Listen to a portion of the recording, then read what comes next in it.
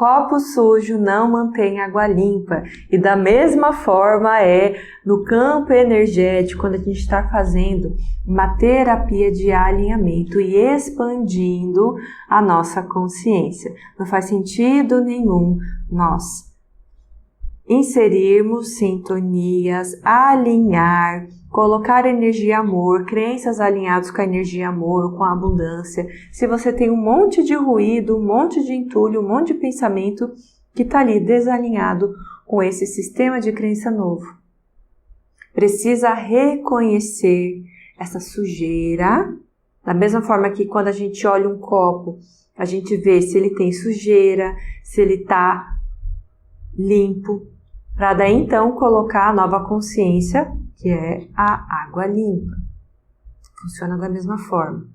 Então, querido estelar, quando a gente faz um processo de alinhamento, nós precisamos primeiramente ter clareza, reconhecer se nós temos sujeira, né? Sujeira energética, se nós temos entulhos, ruídos, buracos negros que estão ativos em nós. A gente faz isso através do mapeamento.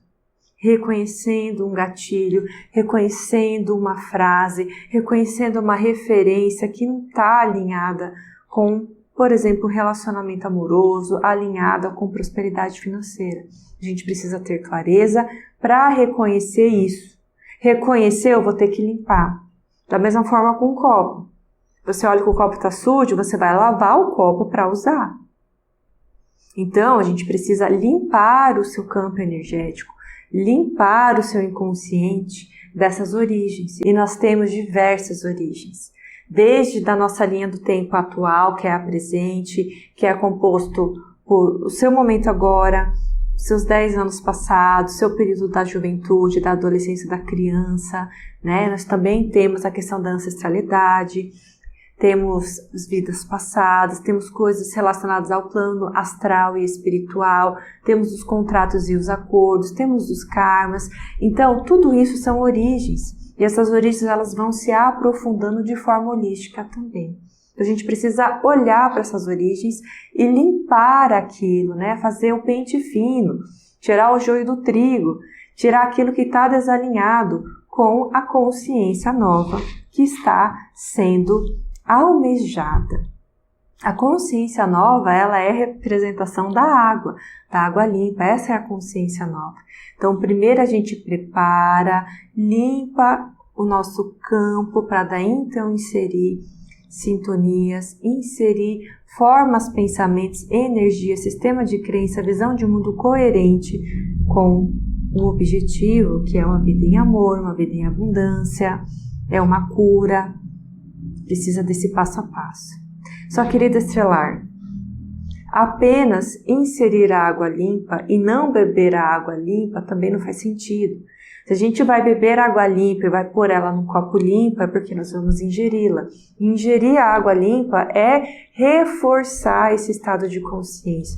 Nós precisamos criar hábitos que reforcem um novo estado de consciência.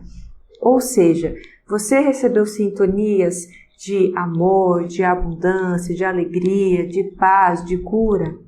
Você vai precisar repetir esse nível de consciência através de um hábito, se conectando, trazendo presença, tá? Trazendo presença para a rotina da sua vida, para a rotina do seu cotidiano, que te afirme que você é essa nova pessoa. Então precisa repetir. E por que repetir? Porque o nosso inconsciente, ele aceita por sugestão um hábito. Então repetir várias vezes reforça o seu novo sistema de crença, reforça o seu novo nível de consciência. E depois de um tempo, isso se torna automaticamente o seu estado atual. Mas precisa manter uma rotina, precisa volta e meia reforçar. Algo físico mesmo, é fazer um decreto, acender uma vela, é tirar um momento consciente de presença, onde você consagra aquele momento para a alegria, para o amor, para o seu autocuidado. Então você precisa fazer isso para reforçar esse novo eu. E quando a gente fala de novo eu, muitas de vocês, pelo que eu recebo aqui nos comentários, têm dificuldade de acessar o novo eu de vocês. Eu vejo que há muito medo, né? O principal medo envolvido é você se tornar alguém que você não é. Esse é o principal medo que eu vejo, né, de vocês. Quando eu falo que vocês precisam se tornar a pessoa que vive uma vida em amor, em alegria, em abundância. Aí eu questiono, peço para você se questionar. Você está vivendo esse nível de consciência? Não. Então, se você não está vivendo o nível de consciência em amor, em abundância, é porque algo está contribuindo para que você não esteja lá. Isso é um ruído. Isso pode ser também um buraco negro. Isso é uma crença. Isso é algo, um valor que você precisa mudar. Ele não é seu. Ele é apenas algo que foi ensinado para você na sua infância, algo que você referencia. Por algum motivo você está se alinhando àquela verdade. E você pode mudar as suas verdades, se alinhando àquilo que faz sentido para você. E o que faz sentido para você, Cricilar, é a sua alma. Quando você aflora a sua alma, a sua essência, ela te conecta, ela te aponta caminhos que estão alinhados com esse estado, com essa forma de viver, que ela é sua, ela é autêntica. Então precisa se conectar com a sua alma, para que você reconheça se os caminhos, se o que você está desejando está alinhado com a sua satisfação emocional. E se nós temos infinitas possibilidades de viver a nossa vida, dentro dessas possibilidades, o que você quer viver, você tem direito, você tem liberdade de fazer essa escolha. Só que você vai ter que se tornar essa pessoa no seu presente. Aí quando eu falo isso, há uma desconexão, né? Às vezes você fala, nossa, mas eu quero ter um carro zero, quero ter uma família, isso está muito distante da minha realidade. Hoje eu não tenho dinheiro, eu estou endividada. Você pode falar que hoje você não está conhecendo alguém, você está solteira há muito tempo, seus relacionamentos não fluem. Então isso te afasta da realidade que você quer acessar. Então, se você tem essa resistência de acessar esse novo eu, então o que eu recomendo para você? Que você olhe no seu dia, na sua rotina, coisas que vão continuar sendo feitas nesse estilo de vida. Uma coisa muito simples que eu faço é conectar uma refeição minha, trazer presença numa refeição minha, porque independente do nível de consciência que eu estiver, eu vou almoçar, eu vou jantar, eu vou tomar um café, então eu posso usar esse momento para trazer consciência e me imaginar e trazer essa Eliane do futuro para aquele momento. Eu, Eliane, gosto de comer no café da manhã tapioca, ovos, gosto de comer frutas, então eu vou continuar com essa alimentação, tomando o meu cafezinho, vou continuar com essa rotina, independente do nível de consciência que eu estiver. Então eu trago presença para aquela refeição. Eu olho para aquela refeição e eu sinto que eu já vivo a vida que eu quero. Isso é se tornar a pessoa no seu presente. Então você pode escolher rotinas do seu dia a dia, tomar banho, fazer um skincare, tomar um vinho, acender uma vela, sabe? Ler um livro, ver um filme. Traga presença. Presença também é atrair o seu eu do futuro para cá, né? Você se torna essa pessoa naquele momento. E se você tem medo, e se você ainda fala, não, Eliane, eu acho que eu vou ser outra pessoa, isso mostra um medo de rejeição. Precisa ser olhado por que você se sente rejeitado, por que você quer agradar outras pessoas e não se agradar. Você precisa refletir sobre isso. Porque quando nós estamos dispostas de verdade a viver a nossa vida, nós não vamos agradar a todo mundo, nós não vamos agradar a nossa família, nós não vamos agradar os nossos parentes, nós não vamos agradar todos os nossos amigos, porque cada pessoa tem uma visão de mundo. Para o seu pai, para sua mãe, para os seus tios, para os seus filhos, para o seu melhor amigo, eles têm sonhos diferentes do seu. Agora, você, né, se influenciar e se anular porque tem medo que um amigo, o pai, uma mãe não aceite que você tem um carro zero, ou que você tenha uma família, ou que você faça uma viagem para um lugar que você quer, ou que você mude de emprego, construa uma carreira, abra um negócio, eu não sei o que você quer fazer. Mas você tem que fazer por você. Então você precisa olhar se não é medo de rejeição, medo de não ser aceita, medo de ser excluída, medo de ser julgada, né? É a ovelha negra da família, é a ovelha negra da sociedade. Isso são medos. Só que o medo, ele não é real. O medo, ele é uma ilusão. Muitas de nós alimentamos medos, criamos histórias, narrativas que nunca vão acontecer. Tá tudo aqui, ó, na nossa mente, criando minhoca. Então a gente precisa reconhecer se é uma minhoca que a gente está nutrindo aqui na nossa cabeça, ou se realmente é um problema de relacionamento com uma pessoa. Então precisa ser olhado esse relacionamento com essa pessoa, é com o pai, é com a mãe, é com o filho, é com o marido, é com a esposa, é com o melhor amigo. Precisa olhar esse relacionamento. Por que que você está querendo se anular por algum motivo, ou tem medo que essa pessoa encrenque com você ser quem você é? Então a gente precisa olhar tudo isso. Eu vou compartilhar com vocês uma experiência minha, um testemunho meu para exemplificar toda essa conversa que a gente está fazendo. Eu lembro que quando eu tinha ali uns 20 anos, eu comecei a perceber que eu sempre dizia sim para tudo. Eu tinha muita dificuldade de dizer não. E eu ia em eventos, eventos com amigos, em comunidades, né, que eu participava, eu tinha muita dificuldade de dizer não. Eu sempre dizia sim, porque eu não queria desagradar as pessoas. Então, o que que acontecia? Eu acabava dizendo sim para tudo, vou fazer tudo, a Eliane ia se desmembrar em 50 Eliane para dar conta de estudar para a faculdade, de fazer projeto, de escrever artigo, de tocar na igreja, de ler livro, de limpar não sei o que, de ajudar não sei quem.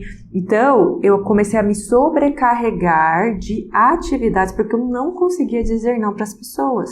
Eu não queria desagradar elas. E isso começou a me fazer mal, né? Porque chega uma hora que nosso corpo, ele entra em pane. Então, eu comecei a entrar em pane, né, de tanta coisa que eu tinha para fazer, e eu percebi que eu não dizia não. Tinha coisa que eu nem queria fazer, eu estava fazendo, e quando eu ia fazer, eu falava, meu Deus, por que que eu estou aqui? Eu me sentia obrigada, eu me sentia muito mal quando eu fazia as coisas, porque eu lembrava, né, eu ativava esse não dizer não. E eu comecei a questionar e falar, cara, da onde vem isso? Eu preciso saber dizer não para as pessoas. Eu preciso parar, né? E se eu não quero fazer algo, eu não tô afim, não interessa o motivo, eu vou falar não. Só que eu tinha muito medo. Eu comecei a perceber que era medo de ser rejeitada. Eu não queria desagradar aquelas pessoas, eu queria que elas me aceitassem. E elas iam me aceitar, elas iam conversar comigo, elas iam ser meus amigos, né? A gente ia, né, digamos assim, ser valorizada pelo trabalho. Eu queria mudar essa dinâmica, então eu comecei um processo de escavação e eu fui a fundo ali nas minhas origens, tá? Então eu passei por um período ali da adolescência que eu tive que olhar, aí foi para a parte da infância e chegou ali na origem. A origem foi no período gestacional, tá? Eu comecei a fazer esse trabalho de escavação e eu entendi que eu não conseguia dizer não para as pessoas. E eu não queria desagradar as pessoas por causa do meu período gestacional, que eu vou conversar com vocês. Eu, Eliane, quando eu estava sendo gerada, né, na minha mãe, eles não conseguiam identificar o meu sexo, porque eu sempre estava com as pernas fechadas. E nos anos 90, os aparelhos, né, de ultrassom, eles não eram tão nítidos que nem hoje. Então, não conseguia definir, né, se eu era homem ou mulher. E naquela época não existiam esses testes genéticos que nem tem hoje, tão acessível. Então, a minha mãe, ela achava que eu era um menino, tá? Achava que eu era um menino, inclusive meu nome era para ser Everton. E quando nasci, é uma menina, né? Eu já tinha outros irmãos. E eu lembro que a minha mãe me contou, né? Contou essa história que quem deu o meu nome, né, Eliane, foi um tio, né, que se inspirou no nome Everton e acabou trazendo, né, o meu nome Eliane na hora de registrar ali no cartório, e todos ficaram surpresos que eu era uma menina. E isso era a origem de eu não saber dizer não, porque eu não queria desagradar os meus pais. Então isso foi algo muito sutil, muito inconsciente. Então eu cheguei nessa origem, nessa memória, no meu período de gestação, né? Apesar deles me amarem, né, e não ter nenhum problema em relação a ter nascido mulher, todo o período gestacional foi aquela, eu acho que vai ser um menino, acho que vai ser um menino, acho que vai ser um menino, e foi uma menina. Então houve aquela forma, pensamento mal compreendida entre eu e os meus pais. Então eu tive que olhar para essa situação e liberar todo mundo, me liberar todo mundo envolvido, porque não foi algo que aconteceu de forma para me prejudicar, é algo espontâneo, só que isso ficou marcado, né, na minha gestação. Então, quando eu olhei para essa memória, eu identifiquei essa memória, achei a origem, eu tive que limpar ela. Então, eu fui fazer reiki, fui fazer meditação, para limpar, para liberar essa memória e liberar todos os envolvidos. Depois que eu fiz essa liberação, eu tive que trabalhar a minha personalidade. Eu comecei a ter mais facilidade para me posicionar. Eu comecei a não ter medo de ser rejeitado, porque na minha experiência, meus pais não me rejeitavam. Eles nunca me rejeitaram. Então eu comecei a trazer, né, os fatos para o meu presente, falar, não, hoje eu tenho tantos anos, eu sou uma mulher, meus pais me amam, a gente tem uma relação muito boa, não tem por que eu ter medo de ser rejeitada. E se eles não concordarem com o rumo da minha vida, tá tudo bem, porque hoje eu sou adulta.